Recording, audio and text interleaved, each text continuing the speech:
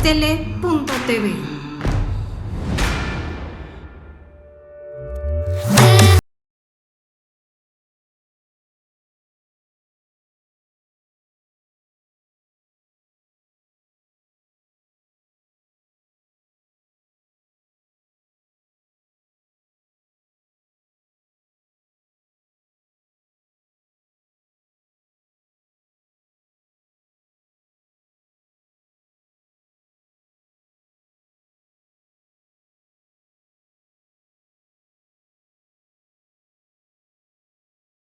Tenemos a una gran amiga de Astele, debo reconocerlo, pero no por ser amiga vamos a ser blanditos en el tema, vamos a tratar un tema de mucha importancia. Ella es candidata a un puesto de elección popular y más que decir el partido, más que decir otra cosa, lo único que quiero es decirle, Miriam Saldaña, gracias por aceptar esta entrevista. Y ahora sí, Miriam, yo sé que te voy a destrozar prácticamente, pero sé que también la gente que nos está viendo va a tener bastantes cosas importantes para normar su criterio de cara a las elecciones. Gracias por aceptar la entrevista. Gracias a ti por la invitación, Alejandro, y un saludo y un abrazo afectuoso a la distancia a todo tu público. Bueno, pues... A ver, adelante, Miriam, adelante. En el marco de las próximas elecciones que se vienen, quiero comentarte que México es un país con democracia plena. ¿Qué quiere decir? Que el poder dimana del pueblo, como bien lo dice nuestro artículo 39 de la Constitución Política de los Estados Unidos Mexicanos. Y con esta introducción quiero mencionarte algo muy básico, porque esto nos va a situar a todos los ciudadanos de cara a las elecciones. Resulta que en el capítulo primero del artículo 49 de nuestra Constitución, al pie de la letra, me voy a permitir leerlo, por favor.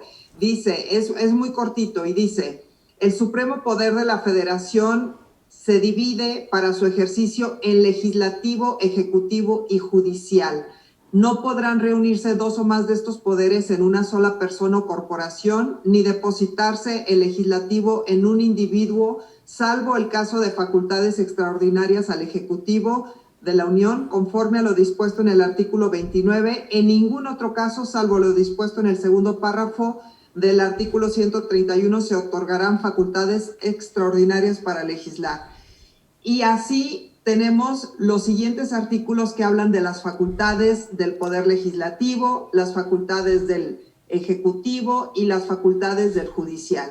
Y esto lo pongo como preámbulo de nuestra conversación porque muchas veces uno anda en las calles solicitando el voto y la gente, por supuesto que lo que más le llega, lo que más le interesa, que es su vida cotidiana, llegan con el candidato y le dicen, oiga, candidato, fíjese que hay baches aquí afuera de mi casa o la luminaria no sirve, ya tiene tiempo, tenemos problemas con el agua, etcétera.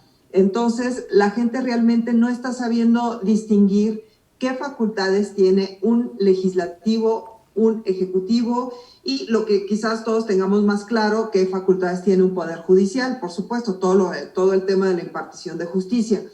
Pero entre el ejecutivo y el legislativo muchas veces hay confusión. Entonces, me gusta siempre explicarlo porque así nuestros ciudadanos sabrán que el ejecutivo es todo lo que ejecuta, hace.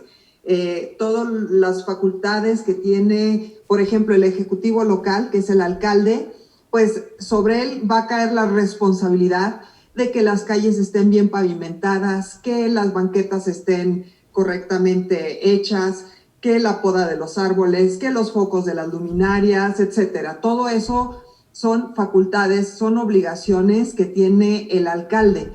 Y un legislador, los legisladores tienen básicamente tres tareas principales. Legislar es la primera. Legislar tiene que ver con la creación de leyes, la reforma de las leyes que ya están hechas o la derogación de las leyes, esto es quitarlas por completo. Una segunda facultad es todo lo que tiene que ver con la gestión y ahí sí se puede apoyar la ciudadanía en un diputado en que el diputado impulse mediante un escrito que por favor se compongan las luminarias o que por favor se componga el pavimento, etcétera, pero puede ser también un llamado a misa. El alcalde puede hacerle caso a un diputado o no, ¿verdad? Pero en la gestión un diputado puede apoyar. Y uno de los temas principales también del Poder Legislativo es todo lo que tiene que ver con presupuesto y todo lo que tiene que ver con fiscalización. Por eso el Poder Ejecutivo va y rinde cuentas al Legislativo, porque es una facultad de los diputados el pedir cuentas al Poder Ejecutivo, ya sea federal, que rinde cuentas con los diputados federales, o ya sea local, que rinde cuentas con los diputados locales. Mirna, una pregunta. Miriam, una pregunta. Tú ya has participado en otros procesos legislativos, has tenido el resultado favorable. ¿Qué tan diferentes son los momentos que has vivido previamente con el que estamos viviendo actualmente? Pues muy interesante tu pregunta, porque siempre digo lo mismo. Cada elección es como los hijos. Tú puedes tener 3 hijos y a los 3 los alimentaste igual, los criaste bajo el mismo techo, con el mismo papá y mamá, pero los 3 son completamente distintos. Así son las elecciones. Las elecciones en México no hay 2 que se parezcan. Y además, la elección del 2021 va a ser la elección más grande de la historia de México. Esto es, no sé si recordarás que en los últimos años estuvimos tratando de empatar elecciones de alcaldías, de diputaciones locales con la federal. Entonces, es la primera vez que se empatan tantas elecciones a presidentes municipales, a diputados locales, o sea, congresos estatales, etcétera. Entonces, va a ser la elección más grande de la historia de nuestro país. ¿Tú crees que tengamos las condiciones para salir a esa elección? Y te lo comento porque me ha tocado platicar con algunas personas vinculadas con los procesos electorales y ven todavía con cierta inquietud lo que va a pasar.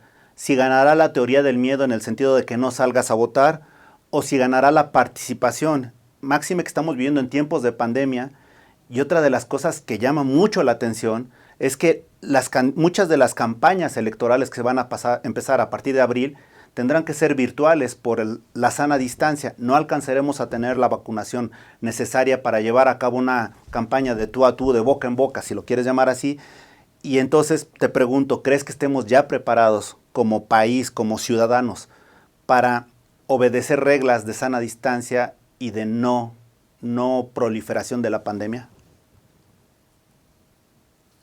Tengo entendido, Alejandro, que el INE está viendo la posibilidad de montar urnas electrónicas. Entonces yo creo que de aquí al próximo 6 de junio todavía pueden haber propuestas de parte del INE de cómo votemos todos de la mejor forma posible, evitando contagios. Y por supuesto que también está el hecho de que haciendo una fila para ir a la urna, pues podemos guardar el 1.5 metros que se pide de distancia, traer cubrebocas, así como ahora entra uno a los centros comerciales y hay todo un protocolo. Creo que con ese mismo protocolo para entrar a las urnas y quizás expandiendo un poquito más el horario de votación, pues podemos llevar a cabo unas elecciones en completa seguridad. Ahora bien, te pregunto, dentro de toda esta situación, ¿qué tanto crees que pese las consecuencias de la pandemia en estas elecciones, en el ánimo electoral? No tanto en la cuestión ya del proceso. ¿Habrá voto de castigo o cómo crees que se refleje esta situación?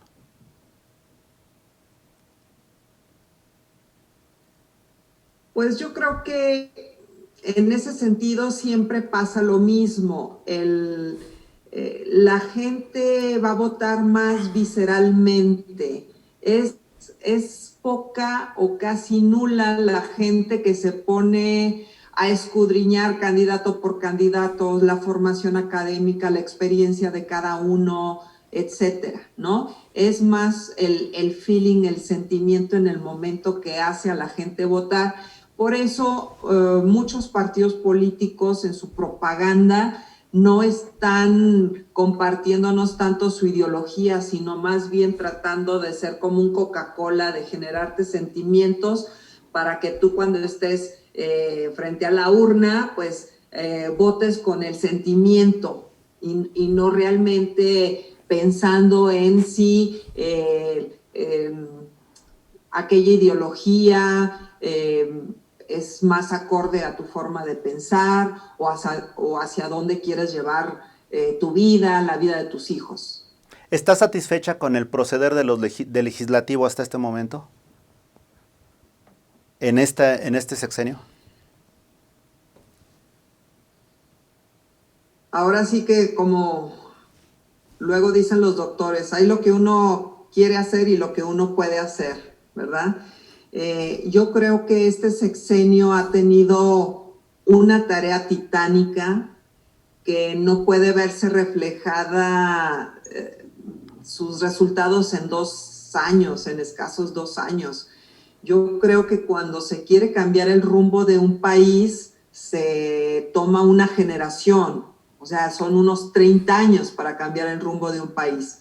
Es quizás soberbio pensar que en un sexenio uno va a poder cambiar un rumbo. Además, creo que son muchas cosas las que cambian el rumbo de un país o las que cambian la vida de una persona. Son muchas cosas. Por ejemplo, la tecnología, ¿verdad? La tecnología en estos últimos años ha cambiado más la forma de relacionarnos como sociedad que cualquier religión, que cualquier pensamiento filosófico. Entonces, pensar que un país va a cambiar completamente en 6 años es falso, o sea, se necesitan unos 30 años. Lo que sí es importante es que tengamos la conciencia de qué es lo que queremos y qué es lo que ya no queremos. Y con esa conciencia, pues también tener nuestras elecciones. Te voy a comentar algunas preguntas que me están llegando del público y conforme eso lo vamos desarrollando. La primera que me hacen es, oye, nos sorprende mucho lo que está sucediendo ahorita en el centro histórico de la Ciudad de México, porque hay demasiadas pancartas o figuras, o mejor dicho, pósters de figuras de la izquierda, del comunismo, del socialismo. ¿Eso es un preámbulo de lo que sigue o qué es lo que está sucediendo desde tu punto de vista? Bueno, como he estado la mayor parte de mi tiempo en casa, con la consigna de quédate en casa, realmente no he ido por el Zócalo, no he ido por el centro histórico, desconozco esas pancartas, no sé quién las puso, ¿verdad? Si las pusieron los amigos o si las pusieron los enemigos. Muchas veces hay cosas que hacen los contrarios para confundir. Entonces, al respecto, como me quedo en casa, no podría decirte que conozco esa propaganda de la que me hablas. Ok, bueno, otra de las cosas que me están comentando aquí es, de alguna manera, si identificáramos las dos corrientes máximas que hay, bueno, 3 prácticamente, socialismo, capitalismo y centralismo, ¿tú con cuál te identificarías más? Yo siempre he dicho que terminé de madurar, de crecer, viviendo en París con el socialismo de François Mitterrand, conviviendo con la gente que mucha de ella ya ha fallecido al día de hoy, pero todavía estaban vivos los que vivieron la Segunda Guerra Mundial. Y ese espíritu socialista, ese espíritu de familias que de todas clases sociales conocieron el hambre, conocieron el miedo, conocieron la guerra, los bombardeos, etcétera. Ese ánimo de decir, hay que tratar de que no haya pobreza extrema, que no haya tampoco riqueza extrema, que es una ofensa para un pueblo, por ejemplo, un pueblo que es mayoritariamente pobre. Procurar equilibrios,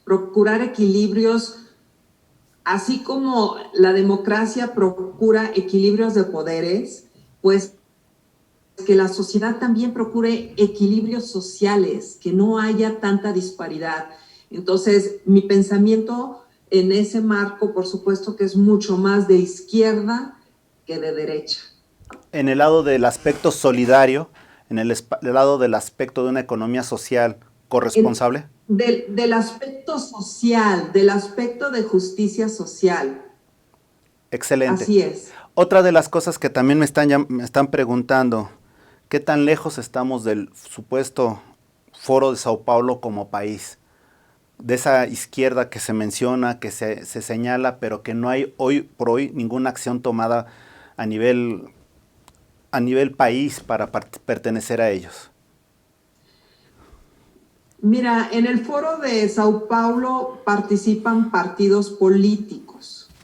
No es que participe el Poder Ejecutivo mexicano representando a todo el país. Participan partidos políticos mexicanos, sí, en esta reflexión que se hace en el foro, pero no es el país que está participando, son los partidos políticos, y por supuesto que todo partido político está conformado por personas, y las personas en facultad de su voluntad, bueno, puede decidir participar o no, y en ese sentido sí tengo conocimiento, por supuesto, que México participamos por medio de partidos políticos, pero no es el país. Ok, ¿y de esos partidos políticos eres afín con alguno de ellos? Con el Partido del Trabajo, así es. Ok, él sí participa. ¿Cuántos son? ¿2 o 3 partidos los que participan en este foro de Sao Paulo, de México? Lo que pasa es de que no tengo el dato, pero creo que el PRD también. Ok, otra de Morena. No creo, Bueno, no sé. Quizás algunas personas de Morena, pero ya en lo individual, no como partido. Los únicos 2 partidos políticos que he visto participar son PT y PRD. ahora otra de las cosas que, y antes que nada agradezco al público las preguntas que me están haciendo favor de mandarme, y algunas de ellas las estoy haciendo por obvio de tiempo. Otra de las cosas que me están preguntando es, ¿tú estás de acuerdo en la participación de los siervos de la nación o incluso personas que ya ha sido documentado en fotos de Morena dentro de los momentos para vacunar a la gente, cuando esto es una acción de gobierno, no es una acción electoral o una acción de partido? Ahora sí que la organización de la vacunación compete completamente al Poder Ejecutivo, y yo puedo darte una opinión muy personal, pero no se queda más que en opinión, ¿verdad? No tiene mayor fuerza. Considero que lo que debemos de tratar es que haya mayor eficiencia en la aplicación de la vacuna para lograr un máximo de vacunación en el mínimo corto plazo. Ahora, que se les llame siervos de la nación a los que organizan la vacunación, o que se les llame de cualquier otra forma, para mí eso es irrelevante. Ok, otra de las cosas que me están diciendo, y esto es un grupo de mujeres, me dicen, oye Alejandro, ¿qué te parece lo que está pasando en Guerrero de una persona que es, si bien es cierto, no ha sido condenada, es acusada de violación, esté siendo candidateado para ser gobernador? Como mujeres nos parece indignante. ¿Cuál sería tu opinión en este caso? Te quiero decir que mi apoyo siempre será para las mujeres, siempre. Y me uno a ese enojo. Me uno completamente. O sea, no, se me hace inconcebible que un partido político esté pensando en postular a una persona que ahorita tiene esas acusaciones en su contra. Me uno completamente a este grupo de mujeres y tienen todo mi apoyo, todo mi apoyo. Ahora, esa decisión compete únicamente al partido político Morena. Todos los demás externos podemos dar nuestra opinión, pero la decisión va a estar en ellos. Y por supuesto que una cosa es de que un partido político lo postule como candidato y otra cosa es la elección. Entonces, también suponiendo el escenario en que se le mantenga como candidato, pues ahí van a estar las urnas para que las mujeres expresen su sentir en esas urnas. Ahora, dejo tantito las preguntas del público y me gustaría hacerte algunos cuestionamientos. La primera, dicen que cada pueblo tiene el gobierno que se merece. ¿Qué piensas en estos momentos de esa expresión? Pues sí, o sea, es de una lógica aristotélica simple y llana, por supuesto. Mira, incluso te quiero comentar, Platón siempre fue opuesto a la democracia, siempre estuvo en contra de la democracia. Te estoy hablando de hace 2400 años aproximadamente en la antigua Grecia. Tanto Platón como su alumno Aristóteles siempre estuvieron en contra de la democracia porque consideraban que no se le podía dar el mismo valor de toma de decisiones a una persona completamente desinformada que a una persona informada. Ahora, hace 200 años aproximadamente, Jean-Jacques Rousseau escribió el Contrato Social.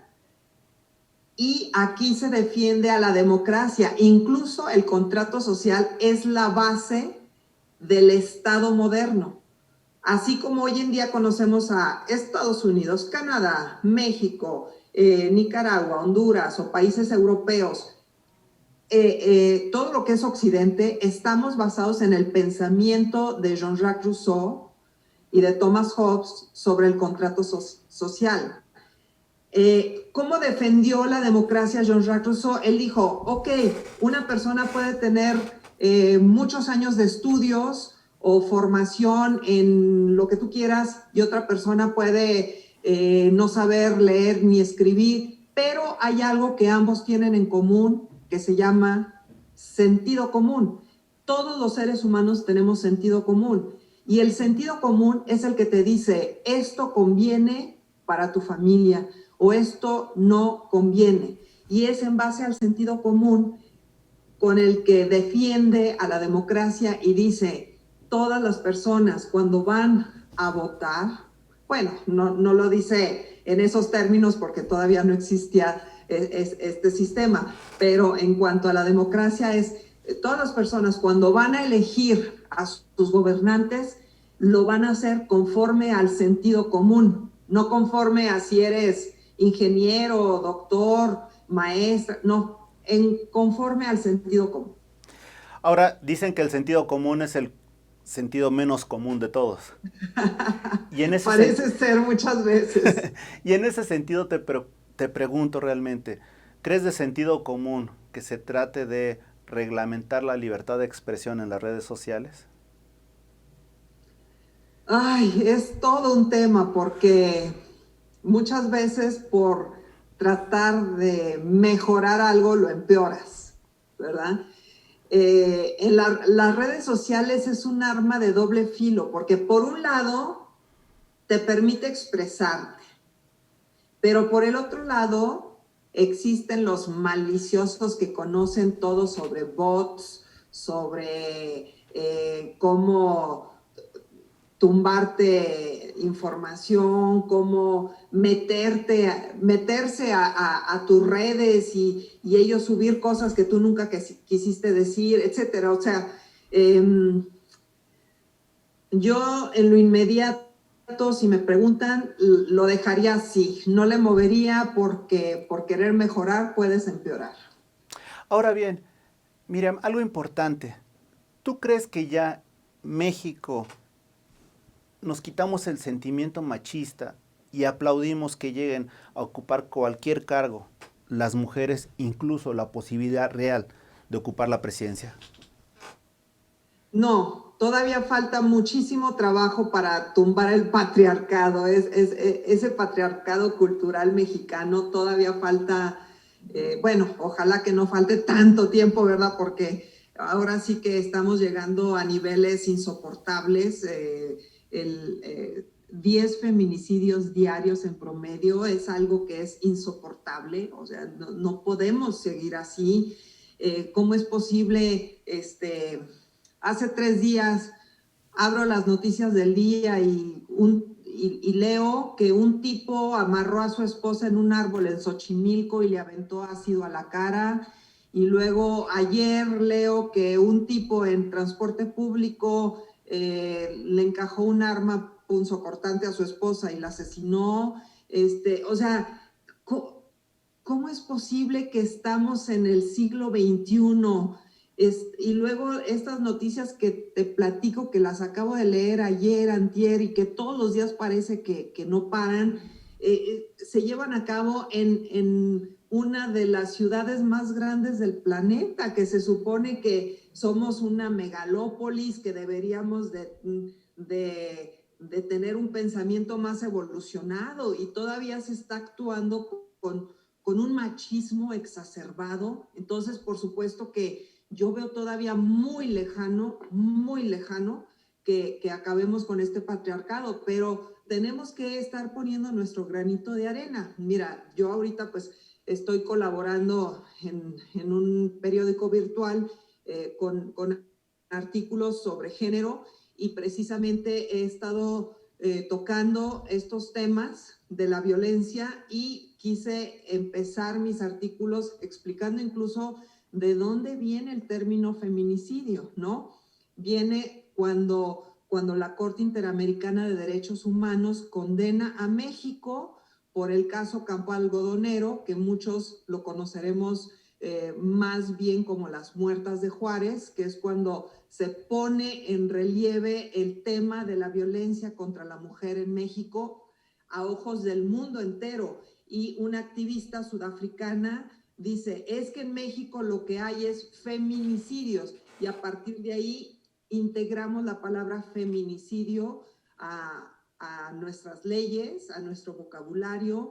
Y acuérdate, bueno, te lo digo como licenciada en lingüística, todo lenguaje, para que exista un concepto, tiene que existir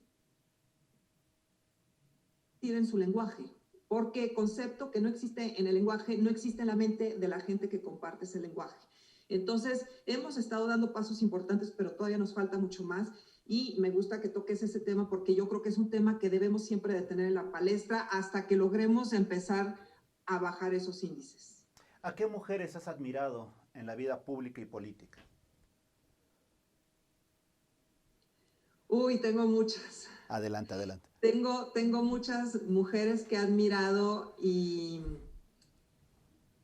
te puedo decir que no solamente en la política, sino a mí que me gusta mucho leer historia, por ejemplo, el hecho de que antiguamente hubo mujeres que tuvieron que vestirse de hombres para poder escribir un libro y que se les publicara, que tuvieron que disfrazarse de hombres para poder ingresar a una universidad, etcétera. O sea, además de admirar mujeres en lo particular, admiro cómo se ha dado toda la evolución de la mujer para poder ingresar a ámbitos como el de la política, por ejemplo, ¿verdad? Incluso cuando empezó la pandemia dije, ay, me voy a poner a leer biografías de mujeres, y también sobre física cuántica y algunos temas así que tenía por ahí en fila en mis libros.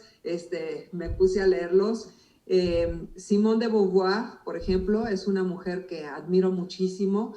Cuando estuve viviendo en París, que viví bastantes años allá, me dio por leer biografías de grandes mujeres francesas que, por supuesto, repercuten mucho en la historia de México, ¿no? Simplemente el voto de la mujer en México es gracias a todos esos movimientos feministas que iniciaron en Francia y que terminaron repercutiendo en México.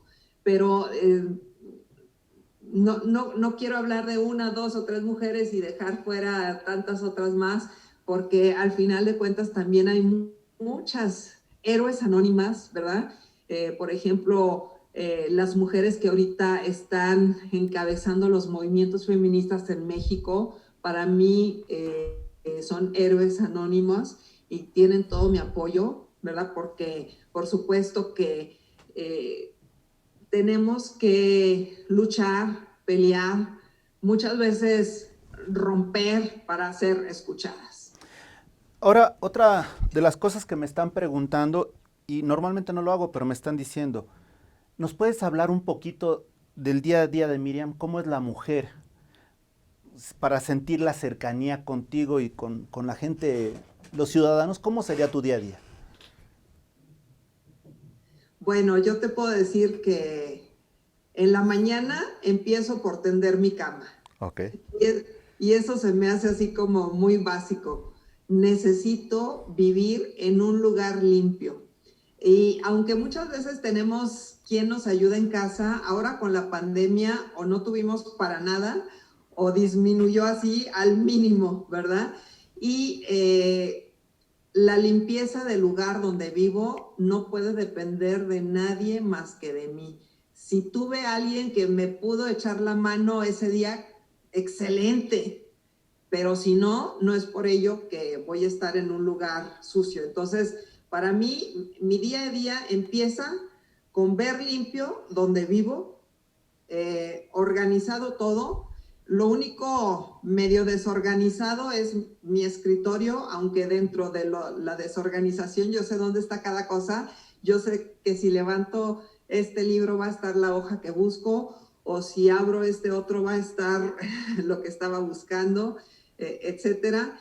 Pero básico, mi entorno. Y enseguida, pues tengo así mi hojita donde voy anotando, la mayor parte de las veces así todavía con pluma y lápiz sobre hoja, sobre papel, aunque de vez en cuando digo, no, ya lo voy a hacer en notas en el celular, pero anoto, me doy a la semana uno o dos objetivos, no más. O sea, así de que esta semana tengo que lograr esto, ¿no? Que puede ser algo muy de la casa, ¿no? Esta semana, lo de la tintorería tiene que estar ya de regreso. Puede ser así algo muy de la casa, o puede ser también, por decir, uno y uno, ¿no? Una cosa de la casa y una cosa que sea, por ejemplo, ahorita que estoy llevando algunos litigios, tiene que quedar escrito esta semana, ¿no? O tiene que quedar contestada esta demanda esta semana. O sea, me doy mis metas, tanto las de la casa como las académicas o de trabajo, pero que sean nada más como dos, máximo tres metas a la semana, pero que sí las logres, que sí las logres. Y así, cuando de repente ves hacia atrás, pues ya está, terminaste esto, lograste esto, terminaste de leer este libro, etcétera. Pero tienen que ser metas cortitas y que sí las vayas cumpliendo. Ahora bien, ¿qué tanto cambia tu vida cuando has sido representante legislativa? Uy, la cambia muchísimo. Cuando ejerces un cargo de elección popular, en mi caso, no hay sábados o domingos, no hay días festivos, no hay vacaciones. O sea, los 365 días del año estoy trabajando, porque es como estar contra el reloj. O sea, hay demasiada necesidad en las calles, entre los vecinos, demasiadas cosas que tienes que atender como para decir, es mi fin de semana, no contesto el teléfono, no leo correo, no, es Bueno, ahí sí que yo soy ratón de trabajo y cuando estoy en un cargo de elección popular, estoy metida de lleno y me pueden mandar mensaje cualquier hora del día, de la noche, contestaré en cuanto pueda, pero trabajo todo el tiempo. Sí me cambia mucho la vida estar en cargo de elección popular o no, completamente me la cambia. Aquí hay una pregunta que me están diciendo, oye, Miriam, ¿tú de cuáles vas a ser? ¿De qué legislador vas a ser? Conforme a lo que hemos visto, ¿de los que alzan la mano para decir sí, señor? ¿O de los que van a ejercer sus derechos y van a objetar y van a ver por los ciudadanos? Mira, ahí está la conciencia y responsabilidad de cada uno, porque se te da un orden del día. Cuando estás ejerciendo como diputado, por ejemplo, se te da un orden del día de la sesión. O incluso, aunque no tengas tú el orden del día, tú debes de tener una idea de lo que se está discutiendo en comisiones, por lo menos lo más relevante. Y en base a eso, ir también pulsando el sentido. Hay cosas que sí puedes tener tu opinión, pero hay otras que necesitas consultarlo con especialistas. Te doy un caso, ¿no? El tema de la marihuana. Yo puedo tener una opinión, pero es una opinión personal, no es una opinión científica, no es una opinión de una ingeniera química o de XYZ, ¿no? De algún gran especialista. Entonces, cuando estás ejerciendo un cargo de legislador, tú tienes que estarte rodeando de especialistas y estar consultando, tener esa humildad de muchas veces decir, no conozco el tema, pero precisamente esa aceptación de no conozco el tema te abre la posibilidad de decir, enséñame sobre el tema. A ver, tú que eres especialista, háblame del tema, explícamelo mejor para que yo tenga una base para tomar mis decisiones. Y también está el tema de tu grupo parlamentario, ¿verdad? Hay situaciones en las que las decisiones se toman por grupo parlamentario y tú tienes que ser solidario con todo el equipo de los demás legisladores que forman parte de tu bancada. Ahora, nuevamente cambiando un poquito del tema, te pregunto, si en este momento tuvieras la oportunidad de legislar en alguna materia, ¿a qué le darías prioridad? ¿Cuáles serán los tres ejes de tu trabajo en estos momentos? Me encanta tu pregunta. Me encanta porque en la Comisión de Cultura me gustaría proponer la ley de mecenazgo que no existe en México. Y mucha gente me ha preguntado, ¿y qué es el mecenazgo? Y yo les pongo ejemplos para que inmediatamente lo entendamos. Si en Europa los reyes no hubieran sido mecenas, no conoceríamos la música de Mozart, no conoceríamos a grandes pintores, pianistas, no sé, escritores de obras de teatro, etcétera, ¿no? El mecenazgo es la posibilidad de que, por ejemplo, ya no hay reyes, bueno, en México nunca los tuvimos, aunque formamos parte del Reino de España en algún momento, pero tenemos grandes empresarios que podrían ser mecenas de artistas que hoy por hoy se están perdiendo en el anonimato. Entonces, el poder generar más arte mexicano financiado por grandes empresas o grandes empresarios, esto es la base del mecenazgo. Y en México requerimos, pienso yo, una ley de mecenazgo para poder dar a conocer al mundo entero el arte que tenemos en México y los grandes artistas que tenemos. ¿Qué otro aspecto? Faltan dos, dime. Bueno, ajá, exacto. Te puse nada más un ejemplo, Tengo otros, tengo muchos otros. También me gustaría, ay, no sé, tantas cosas. Te puedo decir que estar en la Comisión de Energía, por supuesto, para impulsar las energías limpias, para impulsar toda la nueva tecnología que está viniendo y siendo México un país que hemos logrado estar a la vanguardia en la industria automotriz porque somos constructores de automóviles, pues el impulsar el auto eléctrico, el impulsar, te digo, aunque todo esto forma parte de un poder ejecutivo en tomar este tipo de decisiones, pero el legislativo está ahí también para facilitar por medio de leyes o por medio de la gestión el que estas cosas se logren. Entonces, sí me gustaría incidir en muchísimos temas. Soy una persona muy proactiva y además así como hormiguita de siempre trabajando, trabajando, trabajando. Entonces, por supuesto que traigo muchos temas en la cabeza que me gustaría impulsar. Perdón, ahorita que dijiste de las energías, ¿cómo ves lo que está pasando con los apagones, con la modificación en materia energética? O sea, ¿cuál sería tu punto de vista? Ay, es muy complejo.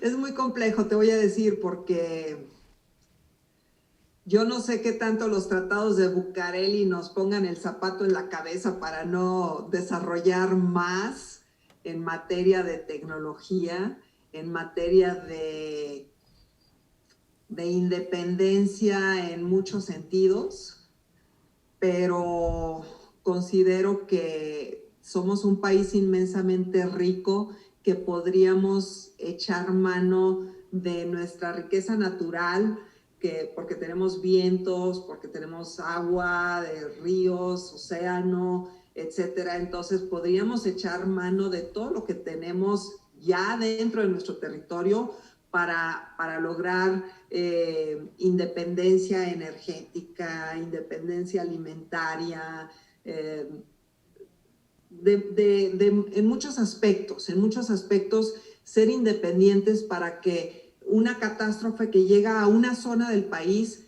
no tenga por qué repercutir en otras zonas, ¿no? Lo que está pasando.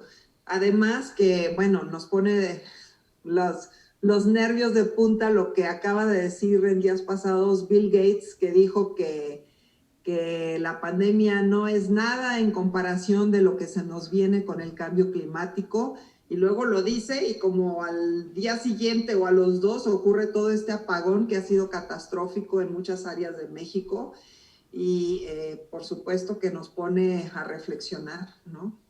Ahora, De hecho, en las redes sí. sociales ya no digo Bill Gates porque luego me pueden bajar de Facebook, mejor digo Guillermo Rejas. Oye, otra de las tantas cosas que, digo, son muchas las inquietudes, agradezco nuevamente las preguntas que me están mandando, pero ya ahora sí, en corto, de llegar nuevamente a ocupar un cargo legislativo, ¿verás por nosotros como ciudadanos?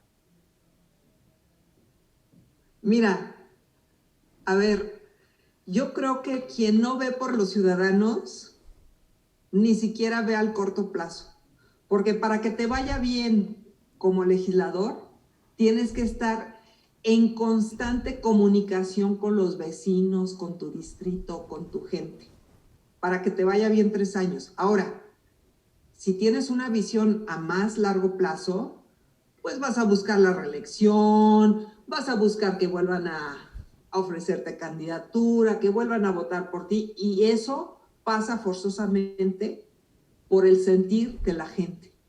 La gente que diga, sí, lo volvería a apoyar, volvería a votar por usted.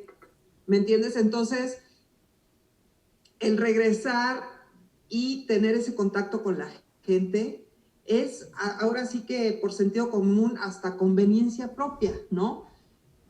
Quiero seguir trabajando en esto, pues tengo que hacerlo bien. Perfecto. Otra de las cosas que sí me gustaría preguntarte realmente, cuando llegues a ocupar el legislativo, ¿tendrás la misma apertura que lo estás teniendo ahora? Eso lo preguntan mucho porque dicen, son los Transformers. Si hay algo que es Transformer, mutante en este mundo, son los candidatos y ya los diputados electos. Son Transformers, son mutantes, son los X-Men, porque ya una vez que llegan, ya es un X, no te hacen caso. En ese sentido, me gustaría que lo comentaras. Sí, mira, muchas veces la gente te da la palmadita y te dice, eres increíble, nunca cambies, nunca cambies. Pero yo creo que todos los seres humanos vivimos cambiando. No somos los mismos ahorita que dentro de un año, o por ejemplo, no somos los mismos los de antes de la pandemia, después de la pandemia. Muchas cosas nos van cambiando desde la edad que te cae así como trancazo y no te pregunta, no te pide permiso, ¿verdad? La madurez, los problemas, las experiencias, todo nos va cambiando. Pero bueno, ¿qué te puedo decir? Al final de cuentas hay una esencia y esa esencia no cambia, y a mí siempre me ha gustado ser empática con la gente y creo que eso lo tengo como en esencia. Entonces, cuando viene gente a verme y que, por ejemplo, me acuerdo como diputada, gente que venía y me empezaba a platicar sus problemas y yo así de, ay, pásenme un Kleenex, yo estaba ahí llorando con la gente y tenía esa empatía. Y eso yo creo que es en mi esencia, y hay muchas cosas que de mi esencia pues nunca cambiarán. Otras seguramente han cambiado y seguirán cambiando. Te puedo decir que antes yo creo que antes era como de mecha corta, ¿no? Hay cosas que me hacían enojar y estallaba. Y ahora será la edad, no lo sé, pero pasan cosas y yo me quedo así de, ay, qué flojera. Le damos la vuelta a la página, ¿no? O sea, yo creo que también la edad te va situando y los problemas, muchas veces somos sonrientes, pero también hemos vivido grandes problemas y muy fuertes. Entonces, pues, que cambiamos, no tengo la menor duda. Ahora, cambiar para bien, cambiar para mal, ahí está el meollo, ¿verdad? Yo creo que, bueno, le pido a Dios que siempre me dé sabiduría, es todo. Excelente, Miriam, esta es tu casa, siempre ha sido tu casa. Aquí te podrás expresar como siempre lo has hecho, con libertad. Y solo me queda una pregunta, que es la que siempre hacemos. Miriam Saldaña, en tus propias palabras, ¿quién eres? Ay, fíjate que esa frase de conócete a ti mismo, Socrática. la acuñó Platón hace 2400 años. Y por algo ha trascendido, porque conocernos a nosotros mismos es tan difícil. Si tú me dices, Miriam, ¿quién eres? Yo te puedo decir cómo me llamo. Me llamo Miriam Saldaña Chaires.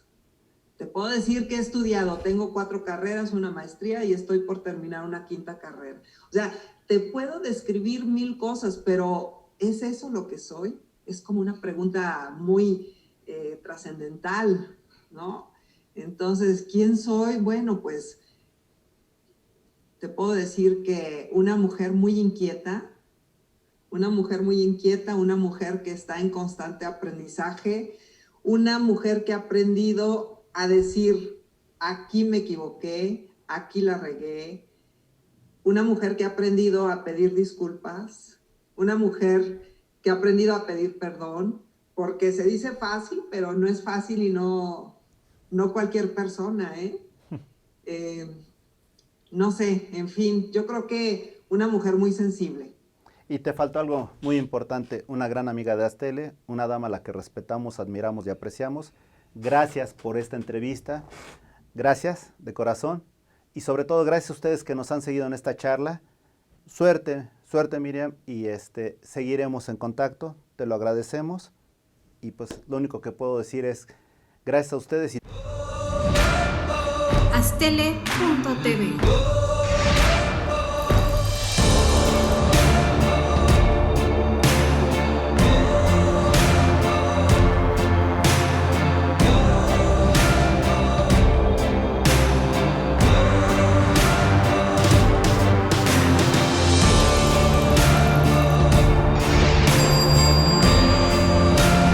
tele.